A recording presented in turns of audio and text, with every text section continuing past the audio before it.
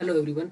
आज के इस लेक्चर में हम कवर करने वाले हैं अकाउंटेंसी का पार्ट 2, जिसमें कि हम अकाउंट के प्रैक्टिकल कर रहे हैं क्लास 12th कॉमर्स के लिए।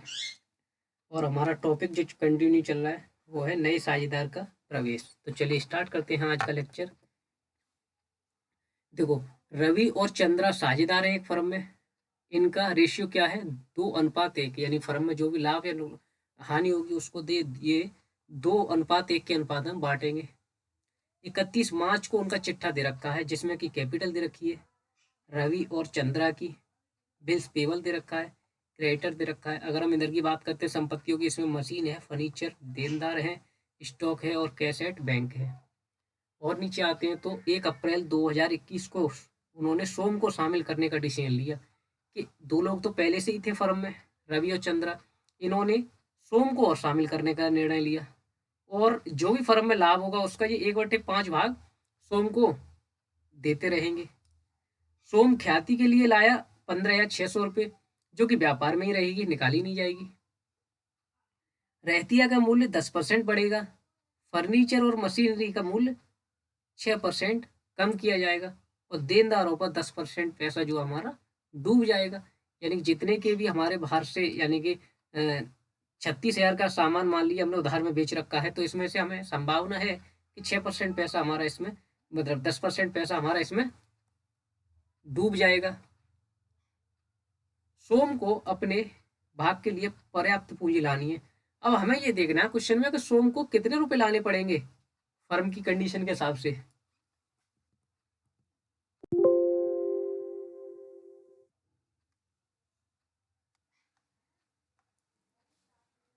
ठीक है।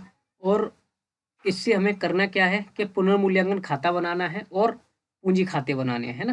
पूंजी खाते बनाने, तो पूंजी खाते का मतलब तो ये हो गया कि कैपिटल अकाउंट बना दें हमें और रिवैल्यूएशन अकाउंट बनाना है ना। तो स्टार्ट करते हैं। सबसे पहला अकाउंट हमें क्या बनाना है? Revaluation account. रिवैल्यूएशन अकाउंट में क्या क्या चीज़ें आ जाती हैं?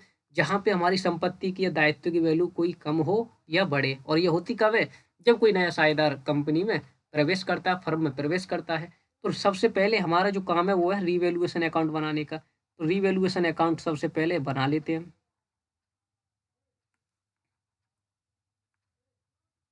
ठीक है। इसके लिए हमें जो लाइन खींचनी होती है, एक तो हो गई हमारी अमाउंट का कॉलम, अमाउंट के साथ हो गया एक जेएफ का कॉलम,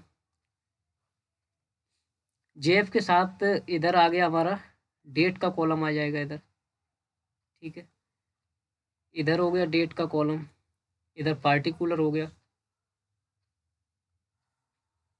इधर अमाउंट का कॉलम हो गया। ठीक है।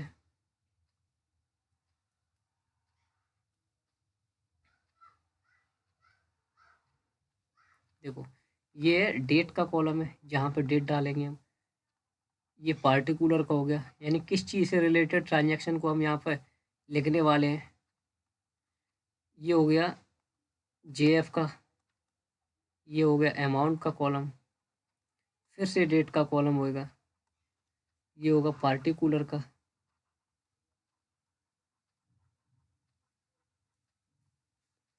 ये हो गया अमाउंट का कॉलम। ठीक है जी। तो सबसे पहले क्या करना है, हमें क्वेश्चन की ओर आते हैं। क्वेश्चन में बोला है हमसे कि रहतिया का मूल्य 10% कम करना है, सॉरी 10% बढ़ाना है। रहतिया कितने का था क्वेश्चन में? रहतिया था 54,000 का। 54,000 का अगर हम 10% देखते हैं तो कितना होता है? 5,400 रुपये बढ़ गया, तो फायदा हो गया। जितने भी फायदे होंगे वो क्रेडिट में लिखे जाएंगे। तो बाई स्टॉक कितना? 5,400 रुपये। ठीक है, 5,400 रुपये। और डेट क्या आएगी? डेट आएगी जो हमारी क्वेश्चन की थी, डेट थी 2021 ऊपर लिख देंगे और 31 मार्च 31 इधर लिख देंगे। ठीक है, सारी चीज़ें हमारी इसी डेट की चलेगी। और क्या दे रखा था इसके अलावा? फर्नीचर और मशीन का मूल्य 6% कम करना है। देखो, मशीन का 6% कम करना है। अगर हम 1 लाख का 6% दे निकालेंगे तो 6,000 आएगा। तो कम करना है तो नुकसान हो गया, नुकसान हो गया तो ये भी इधर ये आएगा डेबिट में, है ना। इसकी भी डेट डाल देते हैं, डेबिट में आएगा तो लिख देते हैं टू मशीनरी।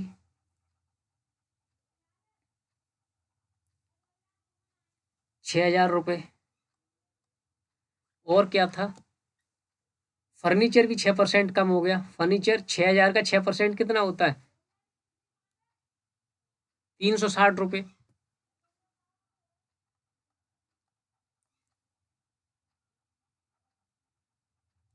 ठीक है, इसके हो गए 300, वो 3600 रुपये हो गए ना। देख लेते हैं कितना था ये, 6,000 था, 6,000 मतलब 360 ही हुआ। ठीक है, 3600 नहीं 360 होगा ये।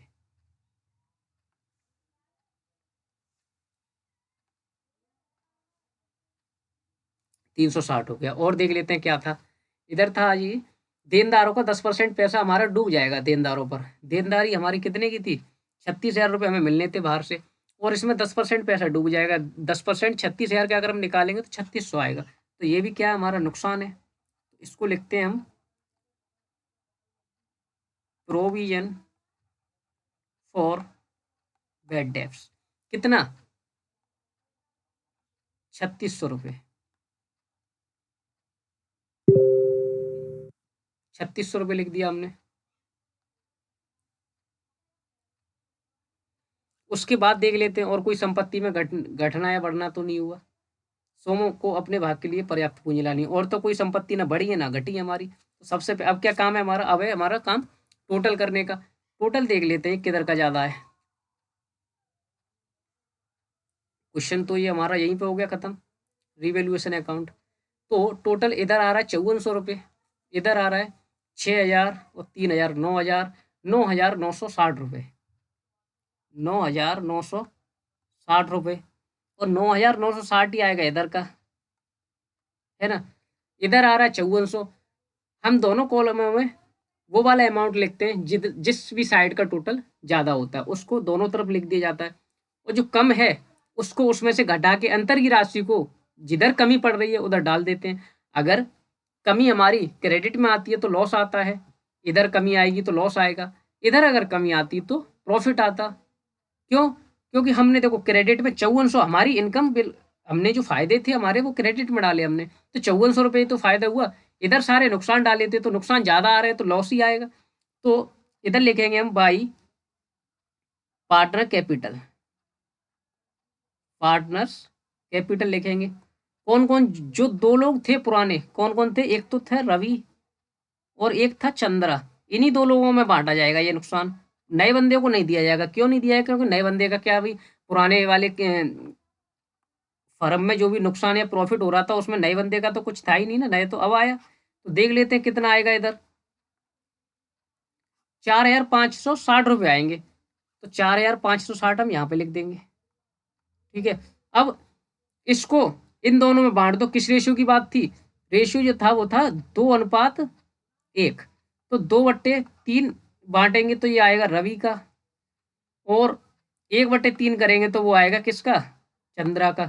तो करना किस अमाउंट का, ये हमें करना है 4,560 का गुणा 1/3 करेंगे तो ये चंद्रा का आ जाएगा। ठीक है, आप निकाल के देख भी सकते हैं।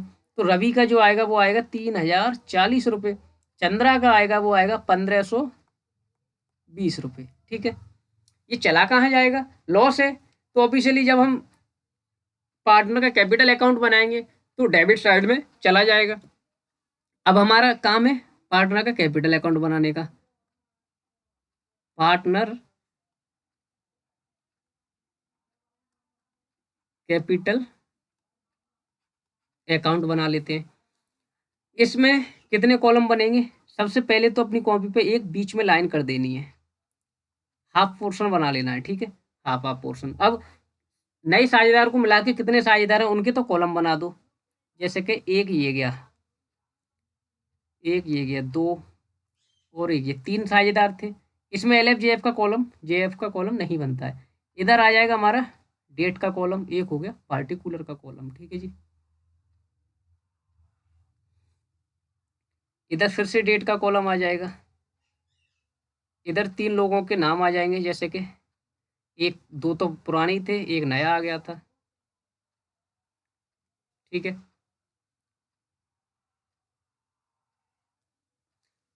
ये हो गया हमारा डेट का कॉलम। ये पार्टिकुलर हो गया। अब इसमें नाम डाल देते हैं, कौन कौन लोग थे। रविचंद्रा तो ओल्ड थे ही, और एक सोम और आ गया था। तो सबसे पहले इसी सीक्वेंस में डालेंगे, ये रवि का हो गया, ये चंद्रा का है, और ये सोम का है। ये फिर से डेट का कॉलम वही रिपीट करेंगे जो हमने उधर डाला। पार्टिकुलर का हो गया, ये रवि का है, ये चंद्रा का हो गया, और ये सोम का हो गया। अब काम क्या होगा हमारा, हमने फॉर्मेट तो बना लिया। सबसे पहले हमें यहाँ पे डेट डालनी होगी 2021 मार्च 31 डाल लेंगे आप। उसके बाद जितनी जितनी कैपिटल इन लोगों के पास थी उसको लिख लेते हैं सबसे पहले, रवि और चंद्रा के पास, और इसको नाम देते हैं बाई बैलेंस BD। कितनी कितनी कैपिटल थी क्वेश्चन में, 1,02,900 और 73,500, 1,02,900 और 73,500 रुपये लिख देंगे। पुरानी कैपिटल कोई सोम के पास तो नहीं पड़ी थी, क्योंकि वो तो नया बंदा आया था, है ना।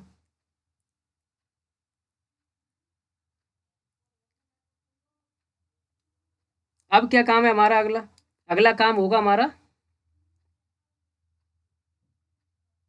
अच्छा जो हमने ये BD लिखा ना, ये 1 अप्रैल का है, ये मार्च का नहीं है ना। मार्च जो हमारी डेट वो चल रही थी ना 31 मार्च, वो तो उसमें चल रही थी, तो ये 1 अप्रैल है, यहाँ पे सही कर लेंगे आप, ठीक है। 1 अप्रैल है, क्योंकि BD जो आता है ना पिछले साल का BD, CD निकलता है हमारा 31 मार्च को, तो 31 मार्च को तो CD निकलता है ना। तो ये हो गया। अब उसके बाद क्या करना है, अभी लॉस भी आया था हमें कुछ 3,040 और 1,520 रुपये डेबिट में लिख देंगे, टू रिवैल्यूएशन के नाम से। किस नाम से, रिवैल्यूएशन के नाम। जिस अकाउंट से हमने कुछ भी चीज़ उठा के ला रहे हैं वो उसी नाम से लिखी जाएगी, रिवैल्यूएशन के नाम से। कितना, 3,040 तो इसका था, और इसका कितना था 1,520 रुपये, इसका कुछ नहीं था, है ना। डेट फिर से यहाँ पे 2021 यानी 2021 डाल देंगे हम यहाँ पे, और April 1 डाल देंगे, ठीक है। इतना काम कर दिया हमने। उसके बाद अब क्या करना है हमें, अब और देख लेते हैं, कुछ पुराना तो नहीं पड़ा था, है ना, क्या क्या छोड़ के आए हम। देखो, सोम ख्याति के लाया 15,600 रुपये। अब ये 15,600 लाया, तो जो लोग पुराने थे उनको दे देंगे इसको, है ना, रवि और चंद्रा को। तो और किस रेशियो में देंगे, 2 और 1 के रेशियो में देंगे इसको। तो 15,600 रुपये ये लाया, गुणा 2/3 एक बार करेंगे तो ये आ जाएगा रवि का।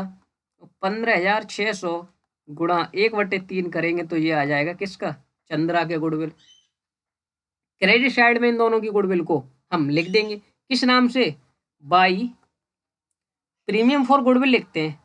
अब प्रीमियम लिखने का लॉजिक क्या है, कि देखो कोई नया साझेदार अगर फर्म में गुडविल लेके आ रहा है, तो ऑब्वियसली फर्म की गुडविल पहले से, मार्केट वैल्यू फर्म की पहले से अच्छी कंडीशन में ही होगी ना, है ना, तभी तो वो गुडविल के रूप में लाया कुछ। और वो लेके आया तो देगा किसको, जो पुराने लोग थे उन्हीं को देगा। तो यहाँ पे जो अमाउंट निकल के आएगा वो आएगा 10,400 रुपये, और आएगा 5,200 रुपये। इन दोनों को हम यहाँ पे पुट कर देंगे, 10,400 और 5,200 रुपये, इसमें कुछ नहीं आएगा, है ना। अब हमारा काम क्या है, कि ऐसा करते हैं,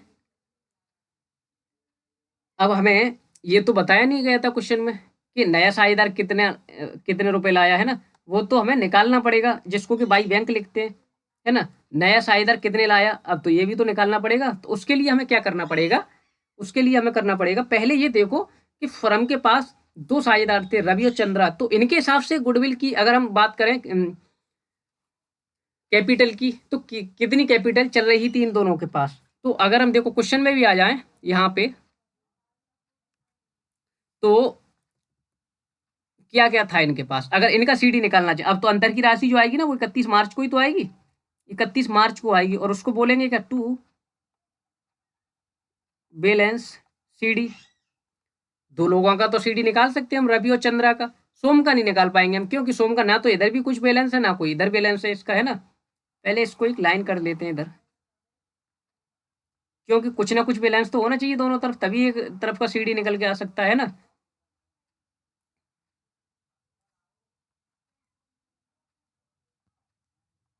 ठीक है। अब क्या करना है हमें, सबसे पहले रवि और चंद्रा का देख लेते हैं कि कितना CD निकल के आ रहा है। देखो, रवि का 1,02,900 और 10,400 को प्लस कर लेते हैं 1,02,900 और 10,400,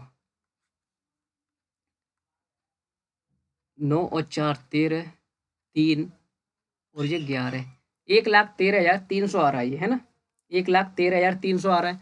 इधर कितना है 3,040, तो 1,13,300 में से अगर हम 3,040 घटाते हैं तो जो अंतर की राशि आएगी वो 0,6,2,0,11 है ना, 1,10,260 आएगा, 1,10,260। तो इसके कॉलम में लिखते हैं पहले ही 1,10,260 रुपये इसका सीडी निकल आया।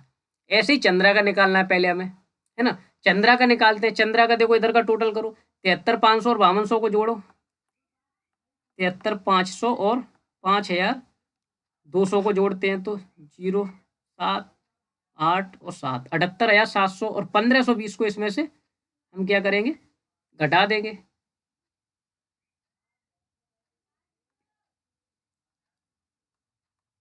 ₹1,520 को इसमें से घटा देंगे तो जो अंतर की राशि आएगी वो आएगी 77,180 रुपये। ठीक है, 77,180 रुपये आएगी। तो हमें इसका पता चल गया, तो इसको भी लिख देते हैं यहाँ पे 77,180 रुपये, समझ लेना आप, 77,180 रुपये हैं। ठीक है,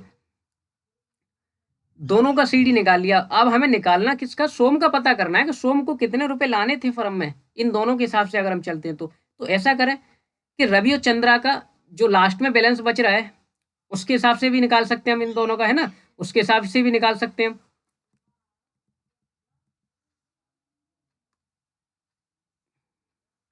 तो देखिए इसके हिसाब से भी निकालते हैं हम। तो नेक्स्ट पेज पे कर लेते हैं, 1,10,260, 1,10,260 में जोड़ना क्या है 77,180 को, 77,180 को जोड़ेंगे तो हमें ये पता चल जाएगा कि टोटल कैपिटल फर्म के पास इतनी पड़ी थी, 8 और 6 14, 2 3 और 1 3 और 1 4, इधर 7 8 और 1 87,440 आ गया। हमें यहाँ से ये पता चल गया कि दो लोगों के हिसाब से, रवि और चंद्रा के हिसाब से फर्म के पास कैपिटल 187,440 होनी चाहिए। हमने एक और लोग शामिल किया, इसमें एक और बंदा शामिल कर लिया। तो सपोज करो कि फर्म के पास ₹1 का प्रॉफिट हो रहा था, कोई नया बंदा भी आ गया। नया बंदा कौन आया, सोम आया। कितना ले जा रहा है ये हमसे, 1/5। तो अगर एक में से इसने 1/5 ले लिया तो फर्म के पास तो अब 4/5 बचा, फर्म के पास तो अब 4/5 बचा। अब 4/5 बचा, 4/5 का मतलब क्या हो गया, 187,440। तो फर्म को जो 1,87,440 जो प्रॉफिट हो रहा है वो कितने की वैल्यू दे रखी है, वो दे रखी है 4/5 की वैल्यू। तो हमें तो ये पता करना है कि शुरुआत में कितनी थी। तो शुरुआत में पता कितनी थी ये पता करने के लिए हमें क्या करना पड़ेगा, इसका मल्टीप्लाई करना पड़ेगा 5/4 से, जबकि 4/5 था।